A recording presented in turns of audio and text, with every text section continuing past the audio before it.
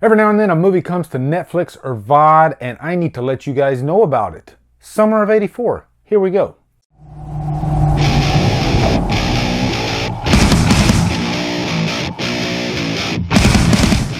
Summer of '84 stars Graham Velcher, Judah Lewis, and is directed by Francois Simard, Anouk Wissel, and Johan Carl Wissel.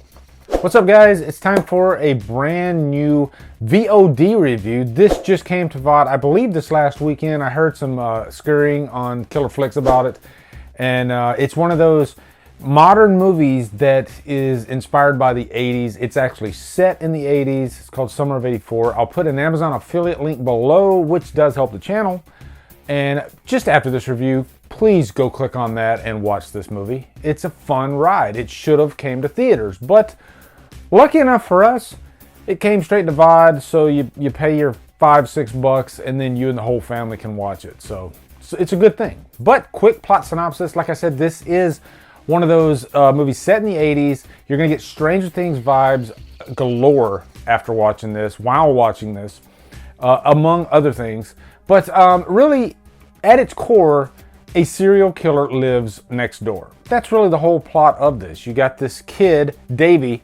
He and his friends, but mostly him, thinks that the guy next door, Mr. Mackey, is a serial killer. And so he spends probably the first 2/3 of this movie, or even 3/4. He spends quite a while in this movie putting the pieces together to figure out that Mr. Mackey might be a serial killer. Might or might not. This is not going to be a spoiler review, so I'm not going to tell you if he is or if he is not.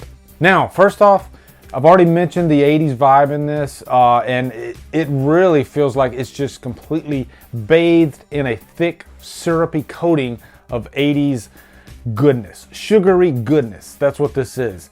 There are so many call-outs to different 80s movies. There's one scene where we see Davey and his friends peeping Tomming over across the street to this attractive female, which will give you those Friday Part 4 vibes when we see young Tommy Jarvis peeping, from his bed and freaking out. But also, I think the big thing that really works about this, because you can do nostalgia trips all day, but what works in the end is a good story and good character building. And this really does the character building in spades. All four of these kids, Davey, Tommy, Curtis, and Dale, they just gel with each other so well. Probably the most since I've seen in like Stand By Me. They just work so well off of each other. They're all very unique, very different. And Tommy's probably one of my favorite characters of the bunch. Played by Judah Lewis. You might remember him from The Babysitter, which is another really fantastic movie that came to Netflix last year. One of the surprise hits of the year. That kid is just magnetic. I really see a future for Judah Lewis because he pretty much steals every scene that he's in this. But of course, he gets to play the bad boy, so that's always fun. And you're just laughing your ass off every time he opens his mouth in this. But also Davey, played by Graham Velcher, is really good in this too. Really, he's our anchor throughout this whole movie. He's the one that's completely obsessed with figuring out if Mr. Mackey is a serial killer or not. He believes he is.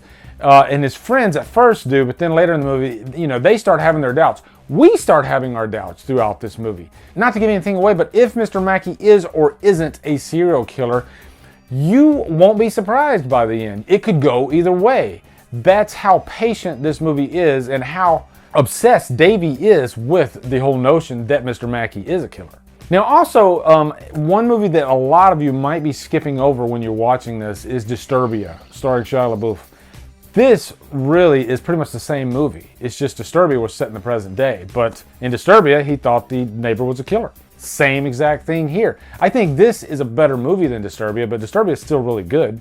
But really, they're kind of the same movie. Now, I don't know if I should put that in the cons or not. Not really. I mean, how many different ways can you tell a serial killer story? Also, the score in this really pays homage to the 80s in such a big way. There's a few times where I got strong vibes from The Fog. There's a couple cues in this that jumped right out at me, and I said to myself, that's from The Fog. That really sounds exactly like one of the cues in The Fog. The sheriff's office reports they're likely looking for a white male. Preferred targets appear to be males aged 12 to 16. And it wasn't exact, but it was pretty damn close. And I guess just a sidestep here, but a bit and talk about nostalgia. Why is it that today it seems like every property has to go back and visit the 80s? You know, I guess we love that time period so much that we pretty much just borrow from it heavily. And I guess the question is, where do you get yourself in trouble with that? You know, when is nostalgia your big selling point for your movie? Ready Player One is a great example. I had some problems with that movie because it depended way too much on nostalgia. I think I have less of a problem with it in this one, but it does depend quite a bit on nostalgia, you know, being set in the 80s and everything. But it still didn't take me out of the movie. I really enjoyed the movie. Now, as far as any cons, I will say there's some that might start getting a little weary along the way. Like, okay, let's go ahead and get to that last act.